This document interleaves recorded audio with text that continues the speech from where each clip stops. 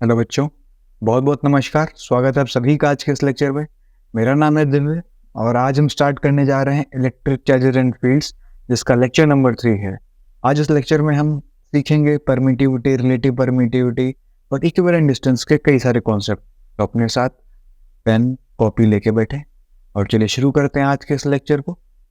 आज इस लेक्चर में हम पढ़ेंगे परमिटिविटी। परमिटिविटी क्या होती है, फिर हम पढ़ेंगे रिलेटिव परमिटिविटी। उसके बाद में एक बहुत ही अच्छा कॉन्सेप्ट, बहुत ही प्यारा कॉन्सेप्ट है, आप इसको जरूर देखें, इक्विवेलेंट डिस्टेंस इन वैक्यूम। इसका मतलब क्या है, अभी तक आपने जितने भी क्वेश्चंस किए होंगे उसमें ये देखा होगा कि दो चार्जेस हैं, उनके बीच में जो मीडियम है वो एक मीडियम रखा होता है, या तो वैक्यूम होता है या वाटर होता है या ग्लास होता है, एनीथिंग। बट आज हम ये देखने वाले हैं कि दो चार्जेस के बीच में थोड़े से जगह पे वैक्यूम है, फिर कुछ एक मीडियम है, फिर वैक्यूम है। अब बताओ नेट इलेक्ट्रिक फोर्स क्या होगी। ये सारे कंसेप्ट हम देखेंगे आज के इस लेक्चर में। आज का लेक्चर बहुत शानदार होने वाला है, तो अपने साथ कॉपी पेन जरूर लेके बैठे हैं। रिपीट, चलिए शुरू करते हैं आज के इस लेक्चर को। परमिटिविटी, ये परमिटिविटी सर क्या होती है, व्हाट इज परमिटिविटी, क्या होती है ये भला, आइए देखते हैं। तो सबसे पहले जो हमने कूलम लॉ से फोर्स देखी वो क्या था, कि Q1 Q2 upon R square. Q क्या थे, चार्जेस थे। आर क्या था, दोनों चार्ज के बीच का डिस्टेंस। बट के क्या था, व्हाट वाज के, के वाज इलेक्ट्रोस्टैटिक फोर्स कांस्टेंट। क्या था, electrostatic force constant, this was के। ठीक है सर। अब के को जब आप एक्सपेंड करोगे क्या होता था, K was 1/4 pi epsilon Q1 Q2 upon R square. K को जब एक्सपेंड करते तो क्या वैल्यू आती थी, that 1/4 pi epsilon Q1 Q2 upon R square. ये क्या था हमारा, एक के को एक्सपेंड करके जो फॉर्मूला निकलता था वो था ये। ठीक है। अब यहाँ पे एप्सिलॉन, सर हमने तो एप्सिलॉन नॉट पढ़ा हुआ है, चलो एप्सिलॉन नॉट मान लेते हैं। अभी सीखेंगे कि what is epsilon and epsilon not. यहाँ पे सर हमने एप्सिलॉन नॉट पढ़ा था, चलो नॉट लगा दिया। तो एप्सिलॉन नॉट क्या था, ये क्या थी, ये हमारी परमिटिविटी ऑफ मीडियम थी, और इसको बोलते क्या है, एप्सिलॉन। क्या बोलते हैं, EPSILON।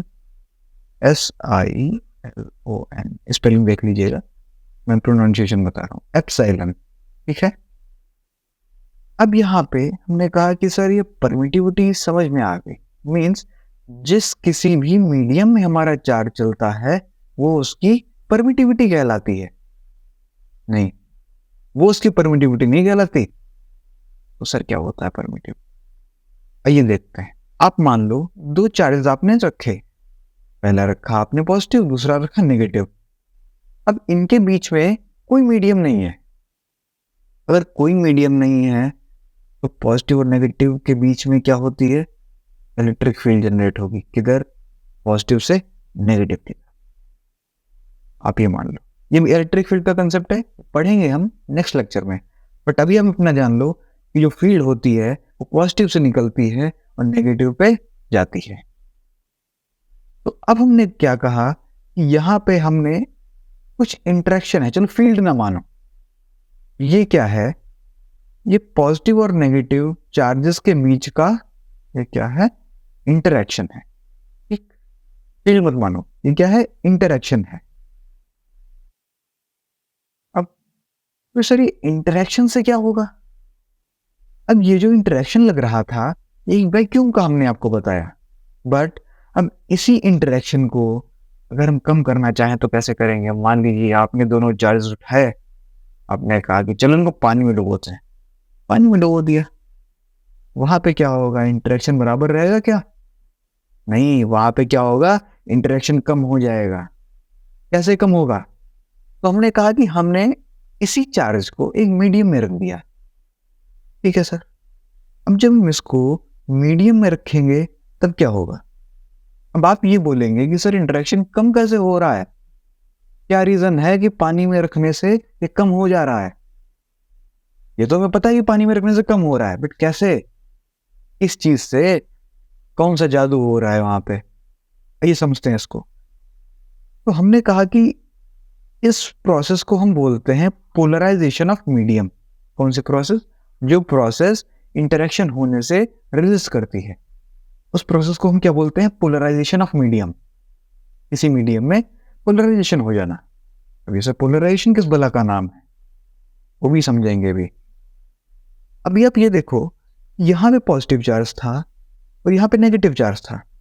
तो जब कोई मीडियम नहीं था तो यहाँ पे एक डायरेक्ट इंटरेक्शन हो रहा था पॉजिटिव से नेगेटिव की तरफ। ठीक है सर, बट जब हमने मीडियम रखा तब कुछ कुछ हुआ।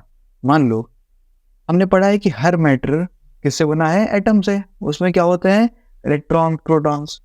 तो हमने कहा जो भी मीडियम हमने रखा उसमें भी इलेक्ट्रॉन्स होंगे, उसमें भी प्रोटॉन्स होंगे। हाँ सर, बिल्कुल होंगे। जब हमारी इलेक्ट्रिक फील्ड इस डायरेक्शन में जा रही है, मीन्स पॉजिटिव से नेगेटिव की तरफ, तब क्या होगा कि जो मीडियम है, इस मीडियम में भी इलेक्ट्रॉन्स होते हैं। हाँ सर, मान लो ये मीडियम में कुछ इलेक्ट्रॉन्स है, मीडियम में फ्री इलेक्ट्रॉन्स फ्री होते हैं sir, may be may not be. इस मीडियम में इलेक्ट्रॉन्स है। ठीक, अब इनके साथ क्या होगा? जब आप इनको इलेक्ट्रिक फील्ड की डायरेक्शन में रख दोगे तब क्या होगा? हमें पता है इलेक्ट्रिक फील्ड पॉजिटिव से नेगेटिव की तरफ जाती है, तो ये इलेक्ट्रॉन्स क्या करेंगे? इधर की तरफ चले जाएंगे। ये इलेक्ट्रॉन्स पॉजिटिव की तरफ चले जाएंगे। और ये पॉजिटिव की तरफ चले जाएंगे तो इधर ऑटोमेटिकली क्या आ जाएगा? एक पॉजिटिव चार्ज। क्यों? इधर से तो सारे इलेक्ट्रॉन खाली होकर किधर चले गए? पॉजिटिव की तरफ। तो नेगेटिव की तरफ क्या बचा? पॉजिटिव। सिंपल सी बात। आगे ये देखो, यहाँ पे क्या हुआ? कुछ कुछ इलेक्ट्रॉन्स इधर को आ गए। जब इधर को आ गए तो यहाँ पे क्या हुआ? एक पॉजिटिव चार्ज बन गया। पॉजिटिव चार्ज बन गया कि नहीं बन गया? बात आई समझ में कि मीडियम को जब हमने इलेक्ट्रिक फील्ड में रखा तो वहां पे उसने अपने आप को अरेंज कर लिया इलेक्ट्रिक फील्ड के अकॉर्डिंग। मींस नेगेटिव चार्ज कहाँ गया? पॉजिटिव की तरफ चला गया, और पॉजिटिव चार्ज किधर गया? नेगेटिव की तरफ चला गया। एक पोलरिटी बन गई, पोल्स बन गए। इसी प्रोसेस को हम बोलते हैं पोलराइजेशन ऑफ मीडियम। अब होगा क्या कि ये सर नेगेटिव ही बन गया, इधर पॉजिटिव ही बन गया। और अभी हमने पढ़ा था कि पॉजिटिव से नेगेटिव दो चार्ज के बीच में एक इंटरेक्शन होता है, पढ़ा था। अब यहां पे भी इंड्यूस्ड इलेक्ट्रिक फील्ड है। इंड्यूस्ड क्यों सर? ये किसी न किसी चार्ज की वजह से इंड्यूस हुआ है। कैसे? अभी पढ़ा ना हमने, ये पॉजिटिव चार्ज की वजह से इलेक्ट्रॉन इंड्यूस हुए, इलेक्ट्रॉन खींच के आए किसकी तरफ? पॉजिटिव चार्ज की तरफ। और वो किस प्रोसेस से आए? इंडक्शन से आए।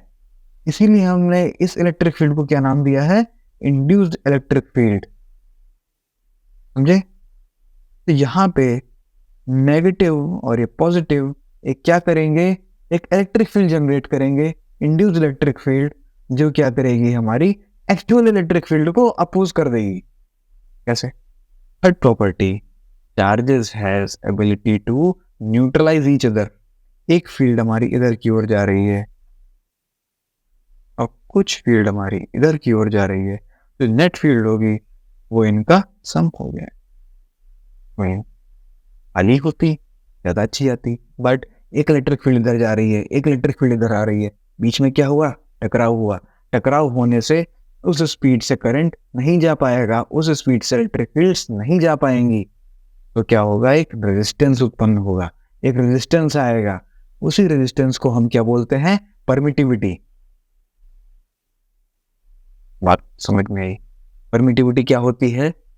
वो रेजिस्टेंस जो कि एक मीडियम में उत्पन्न होता है, बाहर नहीं होता। कहाँ होता है? एक मीडियम में उत्पन्न होता है, जो कि हमारी नॉर्मल इलेक्ट्रिक फील्ड लाइंस को अपोज करता है। उसी रेजिस्टेंस को हम क्या बोलते हैं? परमिटिविटी बोलते हैं। समझ में आया परमिटिविटी क्या होती है? आसान भाषा में परमिटिविटी को समझा। पॉजिटिव चार्ज था, नेगेटिव चार्ज था, वहां पे हमने मीडियम को रख दिया। जब हमने मीडियम को रखा तब क्या हुआ, ये अरेंज हो गया चार्ज, नेगेटिव और पॉजिटिव। जब चार्ज अरेंज हो गया तो हमें पता है कि यहाँ पे एक इंड्यूस्ड इलेक्ट्रिक फील्ड आ गई, और इंड्यूस्ड इलेक्ट्रिक फील्ड की वजह से हमारी एक्चुअल इलेक्ट्रिक फील्ड में अपोजिशन मिलना स्टार्ट कर। किससे? इंड्यूस्ड बने। तो क्या होगा, net electric field, net electric force कम हो जाएगी। अच्छा सर, क्या हमने इनका डिस्टेंस कम किया? एक और इंटरेस्टिंग बात सोचो जरा, क्या इनका हमने डिस्टेंस कम किया? बताओ। F is equals to K Q1 Q2 upon R square. क्या हमने इसका डिस्टेंस कम किया? नहीं, कम नहीं किया। ठीक सर, K कांस्टेंट है। यस सर, मीन्स अगर डिस्टेंस कम नहीं हुआ, K कांस्टेंट है और फोर्स कम हो गई, का मतलब क्या होगा, चार्जेस का मैग्नीट्यूड भी कम हो जाएगा। कहाँ पे? मीडियम में। एक बात समझ में आई क्या? रेजिस्टेंस की वजह से चार्ज का जो मैग्नीट्यूड है, मैग्नीट्यूड भी कम होने लगेगा। अगर इसका मान लो प्लस Q1 था और इसका माइनस Q1 था, तो हमने कहा Q1 minus x, means magnitude भी हमारा कम होता रहेगा। किसी भी मीडियम में अगर हम दो चार्जेस को रखते हैं तो क्या होगा, एक परमिटिविटी आएगी, मीन्स एक रेजिस्टेंस आएगा अपोजिट साइड में, जो कि क्या करेगा, हमारे इलेक्ट्रिक चार्जेस के इंटरेक्शन को अपोज करेगा, जिसकी वजह से हमारे जो चार्जेस हैं उनका मैग्नीट्यूड भी कम हो जाएगा और उसकी वजह से हमें इलेक्ट्रिक फोर्स कम मिलेगी। बात समझे? क्यों मीडियम में हम इफेक्ट देखते हैं, क्या होती है परमिटिविटी? बात समझ में आई? कोई भी डाउट है इसमें तो एक बार आप मुझे बता सकते हैं कमेंट करके। अगर इतना समझ में आ गया है तो आगे बढ़ते हैं। ठीक है, अब इतना सब कुछ देख लिया, अब एक बार इसको समराइज कर लेते हैं। क्या? More is the resistance to interaction means electric field, more is the permittivity. ठीक, फोर्स विल बी लेस। अभी ये जो हमने बात बताई मीन्स क्या होगा, रेजिस्टेंस ज्यादा। ठीक सर, आर ज्यादा हमारा, तब क्या होगा कि परमिटिविटी ज्यादा होगी। ठीक है सर, क्यों? तब क्या होगा, तब क्या होगा, परमिटिविटी ज्यादा होगी। ठीक है सर, क्यों? परमिटिविटी को ही हम क्या कहते हैं, रेजिस्टेंस। क्यों? क्योंकि रेजिस्टेंस जो होता है मीडियम में, उसी के ही प्रोसेस को हम क्या कहते हैं, परमिटिविटी कहते हैं। तो अगर रेजिस्टेंस ज्यादा होगा, परमिटिविटी अपने आप ज्यादा हो जाएगी।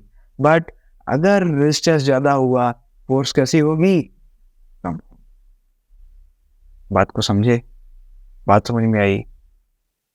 क्या था कि रेजिस्टेंस हमारा बढ़ा, परमिटिविटी बढ़ी, परमिटिविटी बढ़ी तो फोर्स कम हुई। फिर आगे बढ़ते हैं। The value of permittivity is minimum for vacuum और free space, that is epsilon naught. इसका क्या मतलब है सर?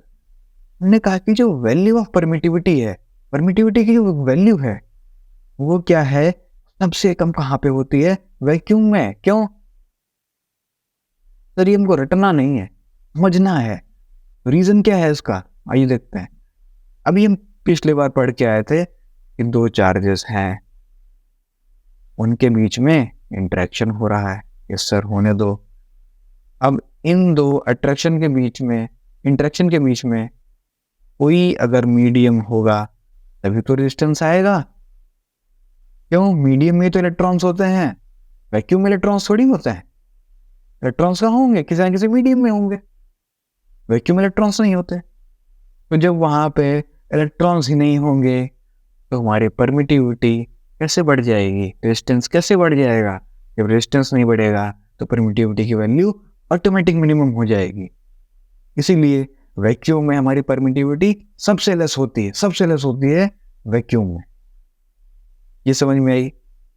और वैक्यूम को हम फ्री स्पेस भी बोल सकते हैं। फ्री स्पेस क्यों? इलेक्ट्रॉन है ही नहीं, खाली जगह पड़ी है, एक सुनसान रोड है। आप ऐसा समझो, एक ऐसी रोड है आपके स्कूल के अंदर की रोड है ना, स्कूल में, हाँ वही, एक स्कूल की जो रोड होती है खाली पड़ी है, जा रहे हो आप, आराम से जा रहे हो उस पर, वहीं पे एकदम से भीड़ आ जाए, क्या जा पाओगे? नहीं समझे। चलो इसको एक खाने पीने के कंसेप्ट से देखते हैं। मान लो आप एक शादी में गए और वहां गोलगप्पे का ठेला लगा हुआ है, क्या होगा? अगर आप अकेले गोलगप्पे खा रहे हो, कोई रेजिस्टेंस है वहां पे? नहीं है, फ्री स्पेस है, कोई भी नहीं है वहां पे।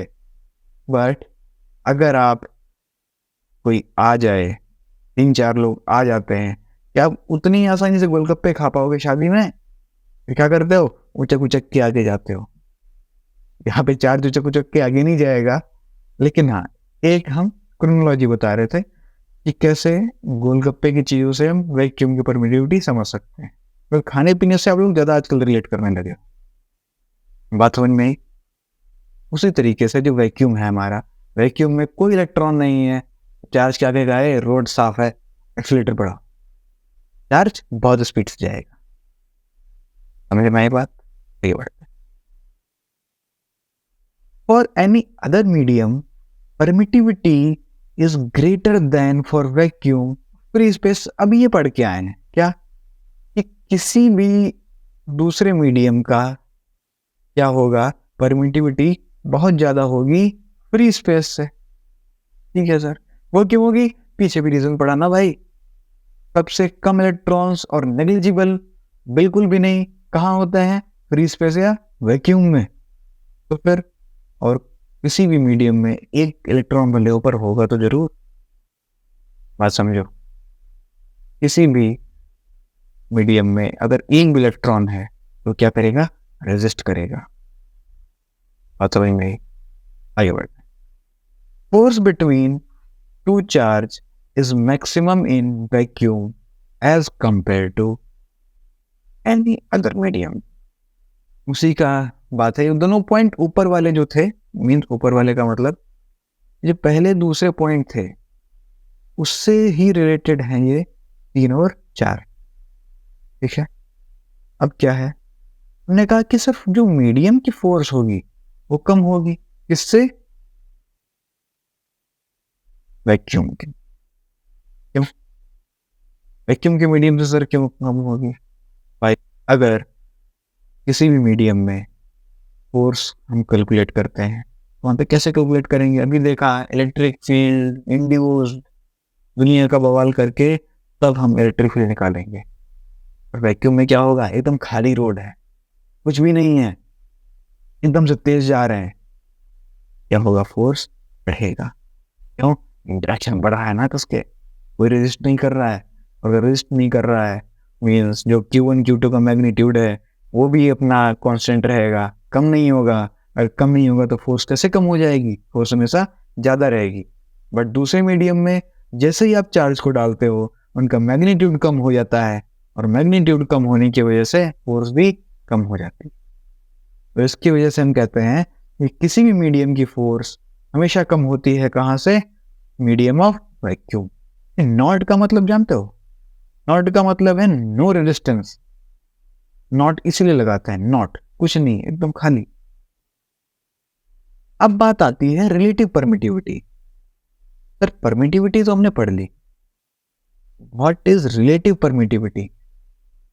तो हमने कहा कि अगर हम आपको परमिटिविटी याद करने को दें सारे मीडियम की, याद कर पाओगे क्या? थोड़ा सा डिफिकल्ट है। क्यों? किसी भी मीडियम की परमिटिविटी याद करना, एक मीडियम की तो आप याद कर सकते हो, 2 मीडियम की याद कर सकते हो, बट किसी भी मीडियम की परमिटिविटी याद करना बहुत हार्ड रहेगा। हमने कहा कि इस पेपर के अपोजिटली रखे हुए हैं 2 चार्जेस। अब हमको बताओ, क्या हमने कहा ऑयल है, ऑयल के अपोजिट में 2 चार्ज रखे हुए हैं, अब हमको उनका इलेक्ट्रोस्टैटिक फोर्स बताओ, कैसे निकालोगे? परमिटिविटी आप कैलकुलेट करोगे, सर रुक जाओ परमिटिविटी कैलकुलेट कर लें, नहीं, परमिटिविटी कैलकुलेट नहीं करनी, रटना नहीं है, परमिटिविटी की वैल्यू नहीं याद करनी। कैसे करेंगे? उसके लिए कंसेप्ट आया रिलेटिव परमिटिविटी। अब हम क्या पढ़ने वाले हैं? Relative permittivity.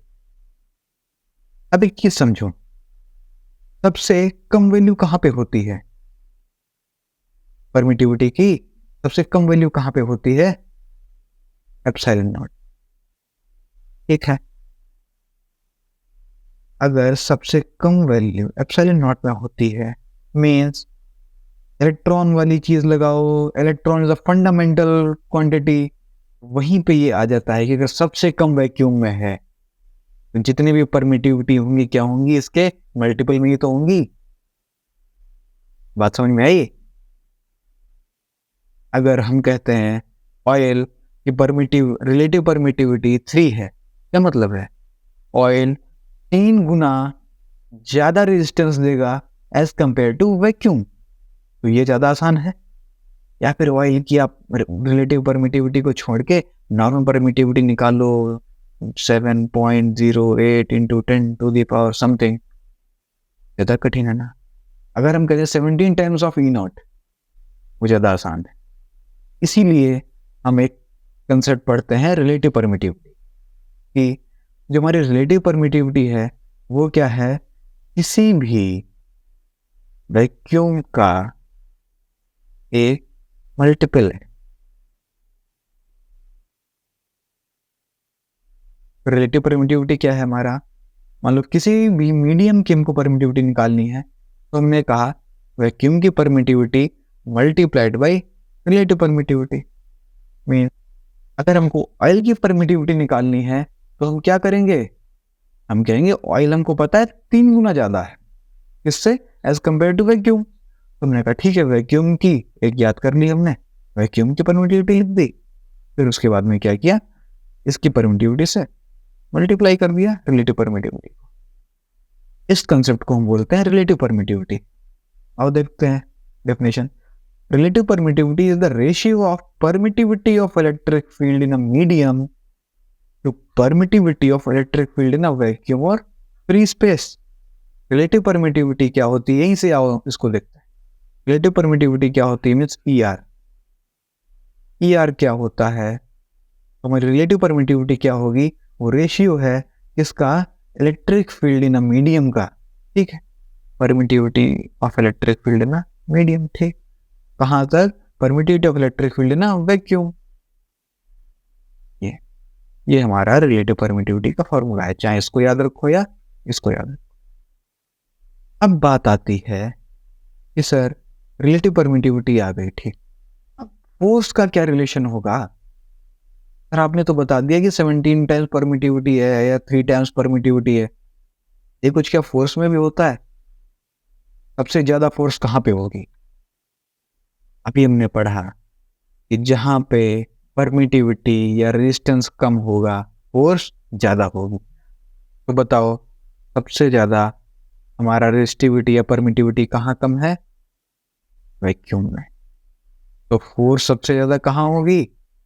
वैक्यूम में ही तो होगी। ठीक है, मीन्स हमने कहा जितनी भी फोर्स होगी वो क्या होगी? उतने टाइम्स उसको डिवाइड कर दो उसी से, बस वो उसकी फोर्स हो गई, सिंपल। तो हम क्या करेंगे? रिलेटिव परमिटिविटी से डिवाइड कर देंगे, क्यों? फोर्स ज्यादा है। अब जो भी फोर्स होगी वो कम ही होगी, क्यों? परमिटिविटी हर मीडियम में बढ़ेगी, फोर्स उस हिसाब से कम होगी। मैं कहा फोर्स को रिलेटिव परमिटिविटी से डिवाइड कर दोगे तो फोर्स ऑफ अ मीडियम आ जाएगा।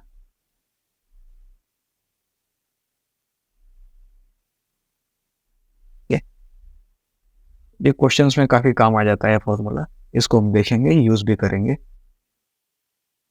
अब बात आती है अगले टॉपिक की। जो हमारी फोर्स होती है वो क्या है? किसी भी मीडियम से सबसे ज्यादा कहाँ पे होती है? वैक्यूम में। ये हमने पढ़ रखा है, ठीक है सर।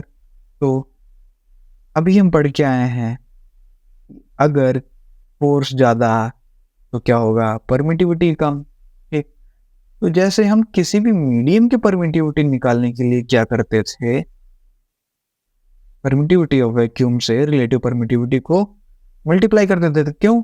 परमिटिविटी सबसे कम कहाँ होती थी? वैक्यूम में। सिमिलरली सबसे ज्यादा फोर्स कहाँ होगी? वैक्यूम में। तो अब हम क्या करेंगे? फोर्स को डिवाइड कर देंगे। किससे? रिलेटिव परमिटिविटी से। तो हमारा क्या निकल आएगा? फोर्स ऑफ अ मीडियम निकल आएगा। अच्छा सर, इसको डिवाइड क्यों किया? अरे भाई, अब से कम परमिटिविटी कहाँ होती है? वैक्यूम में। सबसे ज्यादा फोर्स कहाँ होगी? वैक्यूम में तो होगी। बाकी जितनी भी दुनिया में मीडियम है उन सब में क्या होगा? फोर्स कम ही तो होगी।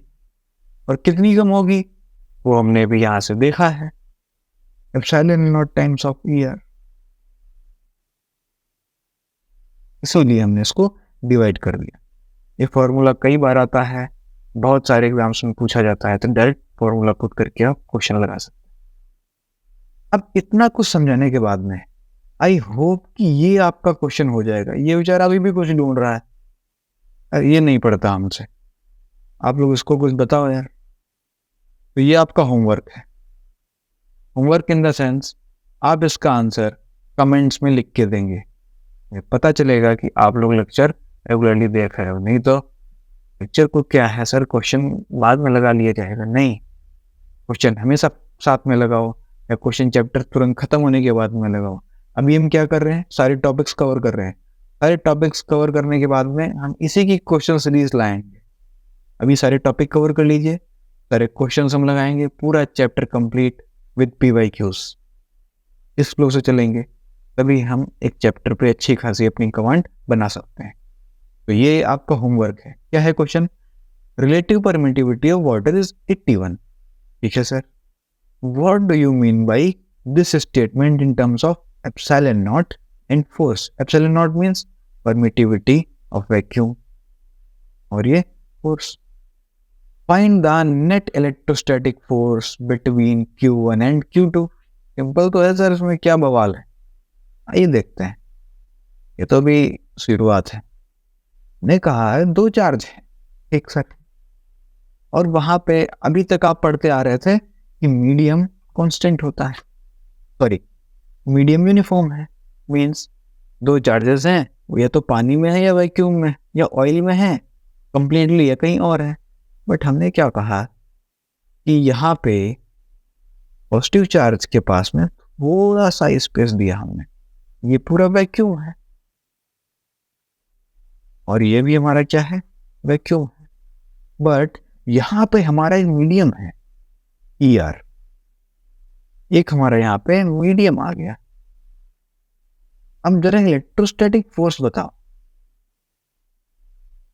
कैसे बताओगे सर? वैक्यूम की फोर्स निकाल के ER की फोर्स निकाल के जैसे तैसे माइनस कर दें और आंसर ले आए, ऐसे हो जाएगा क्या? नहीं, हो तो जाएगा बट इतना लंबा कॉम्प्लिकेटेड होगा, 3 पेज 4 पेज में आंसर जाएगा। और अभी आप उतना टाइम डिवोट ना करें किसी भी क्वेश्चन पे, वही बेटर होगा। तो सर, और मे बी उसका आंसर ना आए, ये भी है। इसके लिए क्या कर सकते हैं? आइए देखते हैं अगले टॉपिक को। इसी क्वेश्चन पे बेस है, इक्विवेलेंट डिस्टेंस इन वैक्यूम। क्या टॉपिक का नाम है? Equivalent distance. नाम से ही पता चल रहा है यहाँ पे कुछ कुछ खेल डिस्टेंस के साथ होने वाला है। और कहाँ होने वाला है? वैक्यूम में होने वाला है। अगर हम एक चीज देखें, क्या हो रहा था, ये जो पॉजिटिव चार्ज है, नेगेटिव चार्ज है, ये एक पूरे वैक्यूम में रखा है और बीच में एक कोई मीडियम आके घुस गया है। दोनों चार्ज एक वैक्यूम में थे, दोनों बढ़िया से इंटरेक्शन कर रहे थे, और दोनों के इंटरेक्शन के बीच में कोई तीसरा टपक गया आके, बेस्ट फ्रेंड। इस तीसरे की वजह से इंटरेक्शन कम हो गया। आप चीजों को रिलेट कर पा रहे होगे। इस तीसरे की वजह से क्या हुआ? पॉजिटिव नेगेटिव में इंटरेक्शन होता था, ऐसा नहीं होता था। देखो यहाँ पे वैक्यूम है, ऐसा नहीं है एकदम गायब हो गया। क्या हुआ कि तीसरे चार्ज की वजह से इंटरेक्शन कम हो गया। अब इस इंटरेक्शन को हम क्या करें सर? कैसे हटाएं?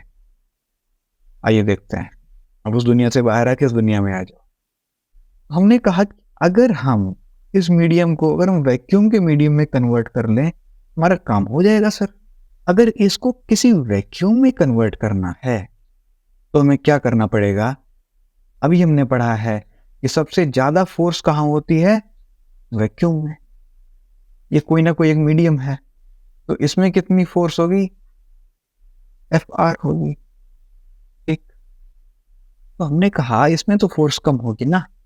हाँ, कम होगी। और अगर वैक्यूम की फोर्स ज्यादा है और हमको मीडियम के फोर्स के इक्विवेलेंट में लाना है, तो क्या करेंगे? डिस्टेंस को बढ़ा देंगे वैक्यूम में। जब वैक्यूम में डिस्टेंस बढ़ जाएगा, फोर्स कम हो जाएगी, और फोर्स कम हो जाएगी तो उस मीडियम की जो फोर्स है उसके इक्विवेलेंट में हम फोर्स को एडजस्ट कर लेंगे, क्वेश्चन सॉल्व कर देंगे। ऐसे समझो कि वैक्यूम में फोर्स ज्यादा होती है, मान लिया। हाँ, अब ये जो मीडियम है इसकी फोर्स तो कम होगी वैक्यूम से। ठीक है सर, तो हमने क्या किया? इसी मीडियम को वैक्यूम के मीडियम में कन्वर्ट किया। तो वैक्यूम में मीडियम को कन्वर्ट करने के लिए क्या करना पड़ेगा? फोर्स तो हम चेंज नहीं कर सकते, बस मीडियम ही चेंज कर रहे हैं, फोर्स वहां पे ही रहेगा। तो उसके लिए हम क्या करेंगे? डिस्टेंस बढ़ा देंगे। अगर वैक्यूम के मीडियम का डिस्टेंस बढ़ जाएगा तो जो इस मीडियम की फोर्स है, ईआर वाले मीडियम की, वही फोर्स यहाँ पे वैक्यूम रखने से हो जाएगी। कब? जब हम चार्जेस के बीच का डिस्टेंस बढ़ा देंगे, और हमारा पूरा एकदम वैक्यूम का मीडियम बन जाएगा और हम अपना काम कर लेंगे। आइए देखते हैं कि कैसे इस मीडियम को निकाला है। तो हमने कहा कि अगर यहाँ पे इस मीडियम में फोर्स एफ थी, एफ एम मान लो, चलो फोर्स थी, ज्यादा कॉम्प्लिकेटेड नहीं करते। फोर्स थी, क्या था? 1/4 pi epsilon of any medium M, epsilon M लिखा हुआ है इसीलिए, with Q1 Q2 upon R square, R means D M. यहाँ पे आर कितना है? Distance of any medium, D M का स्क्वायर। ठीक सर, अब वैक्यूम में क्या होगा? सिमिलरली यहाँ पे ई एम की जगह हम क्या लिख देंगे? ई नॉट लिख देंगे, और डिस्टेंस ऑफ मीडियम की जगह हमने क्या किया? डिस्टेंस को बढ़ा दिया, इन दोनों के बीच के डिस्टेंस को बढ़ा दिया वैक्यूम में, तो मीडियम की इक्विवेलेंट फोर्स आ गई। तो यहाँ पे जो डिस्टेंस है वो हमारा क्या है? डीवी, तो डीवी स्क्वायर हो जाएगा। अब आओ इन दोनों को इक्वेट कर लेते हैं, तो हमारे इसका डिस्टेंस निकल आएगा कि कितना डिस्टेंस हमने बढ़ा दिया। अब क्या होगा? 1/4 pi epsilon of any medium Q1 Q2 upon d of any medium का square is equals to 1/4 pi epsilon naught Q1 Q2 upon dv का स्क्वायर। ठीक सर, अब यहाँ पे क्या होगा? Q1 Q2 उड़ गए, 4 पाई उड़ गया। हमको निकालना है dv, तो dv के लिए क्या करेंगे? dv को उधर ले जाएंगे। ठीक सर, ले जाओ, उनको कोई मतलब नहीं dv से। तो d ऑफ वैक्यूम का स्क्वायर इज इक्वल्स टू, और यहाँ पे अपॉन में क्या है? d ऑफ एनी मीडियम का स्क्वायर, और यहाँ पे इक्वल टू में क्या आ जाएगा? नीचे एप्सिलॉन नॉट, और ये em क्या करेगा? इधर आ जाएगा। तो यहाँ पे क्या हो जाएगा?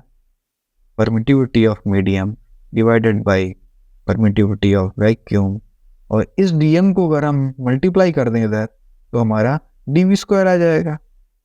dv square is equal to em upon epsilon naught into dm square, ये dm स्क्वायर।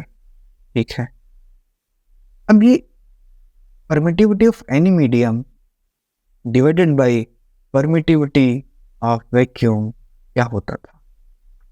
होशियार पढ़ा था ना ये, em is equals to E naught times of E R. अगर ये मीडियम इधर गया तो क्या था? Relative permittivity, means it is nothing but relative permittivity. तो यहाँ पे क्या होगा? अरे, तो यहाँ पे क्या होगा? E ऑफ v का square is equals to relative permittivity, relative permittivity into DM का स्क्वायर। ठीक है, अब ये जो डीएम का स्क्वायर है और ये स्क्वायर है, अब भावनाओं में आके इसको काट दोगे, काटना नहीं है। अब क्या होगा, dv is equals to under root of relative permittivity into dm। हाँ, dm का इंडिविजुअली स्क्वायर कट जाएगा और ये आपका dv है। समझे? ये फॉर्मूला है, इससे आप ऐसे ऐसे क्वेश्चंस को निकाल सकते हैं। ये जो इक्विवेलेंट डिस्टेंस इन वैक्यूम है, इसको एक बार और रिवाइज कर लेते हैं। क्या है, हमने कहा कि किसी भी मीडियम में Q1 Q2 चार्ज रखा है, वो जो छोटा वाला मीडियम, साइड में तो वैक्यूम था, बीच में जो मीडियम था उसकी बात हम कर रहे हैं। तो हमने कहा Q1 Q2 चार्ज रखा है, ठीक है, उस मीडियम को एडजस्ट करने के लिए वैक्यूम में हमने क्या किया, उसकी डिस्टेंस को बढ़ा दिया। देखो यहाँ पे डिस्टेंस कम थी, डिस्टेंस बढ़ गई। अगर डिस्टेंस बढ़ जाएगी तो टोटल वैक्यूम में फोर्स क्या होगी, कम हो जाएगी। और हम क्या करेंगे, जितनी फोर्स मीडियम में है उसके इक्विवेलेंट में वैक्यूम की फोर्स रख देंगे, उतना डिस्टेंस हम बढ़ा देंगे। ठीक, कितना डिस्टेंस बढ़ाएंगे वो हम इसमें देख रहे हैं, कितना डिस्टेंस बढ़ेगा। आओ, तो हमने क्या किया, यहाँ पे वही डेरिवेशन जो हमने पीछे करके देखी है, वही एक अच्छे वे में लिखी हुई है जिससे कि आप समझ सकें। तो ये हमारा फॉर्मूला है, इस फॉर्मूले को आप नोट कर लें, कुछ भी कर लें, स्टार मार्क कर लें और इस पे लिख दें मोस्ट इंपॉर्टेंट। इससे भी तक क्वेश्चन बन भी सकता है, बहुत तगड़ा बन सकता है। तो ये आप बहुत अच्छे से इस कंसेप्ट को पढ़ेंगे। आइए इस पे क्वेश्चन देखते हैं, बहुत अच्छा सा क्वेश्चन, क्योंकि मुझे डेफिनेटली पता है कि आपसे भी ये नहीं होगा, बट इस क्वेश्चन के बाद आई गारंटी आपसे ऐसे सवाल भी हो जाएंगे। तो हमने कहा कि find the net electrostatic force between Q1 and Q2, वही क्वेश्चन। हमने कहा ठीक है सर, तो F equal to 1/4 pi epsilon naught into Q1 Q2 upon, अब यहाँ पे लोचा, यहाँ पे आर स्क्वायर रखेंगे क्या? अगर आर स्क्वायर रखते हो तो आप पूरा वैक्यूम डिस्टेंस का ही रख दोगे ना। अगर यहाँ पे आर स्क्वायर रखते हो तो हम क्या करेंगे, आर स्क्वायर नहीं रखेंगे भाई, वैक्यूम कहाँ पे है, यहाँ पे इतने में। अब ये जो डिस्टेंस है ये हम क्या रखेंगे, वैक्यूम की डिस्टेंस। तो टोटल डिस्टेंस अगर आर है और मीडियम की टी है तो वैक्यूम की क्या हो जाएगी, आर माइनस टी। फिर मीडियम की डिस्टेंस, मीडियम की डिस्टेंस हमने कैसे निकाल रखी है बताओ जरा। Distance in vacuum is equals to क्या हो जाता है, under root times of relative permittivity into distance of medium. अब ये वैल्यू यहाँ पे आप डाल दीजिए, root times of relative permittivity into DM, बस दैट्स योर आंसर। अगर इसमें वैल्यू होती, अब वैल्यू पुट करके आंसर निकाल सकते। थैंक यू, आज का लेक्चर यहीं पे समाप्त करते हैं। आई होप आपको चीज़ें क्लियर रही होंगी। पढ़ते रहिए, मुस्कुराते रहिए। Bye bye.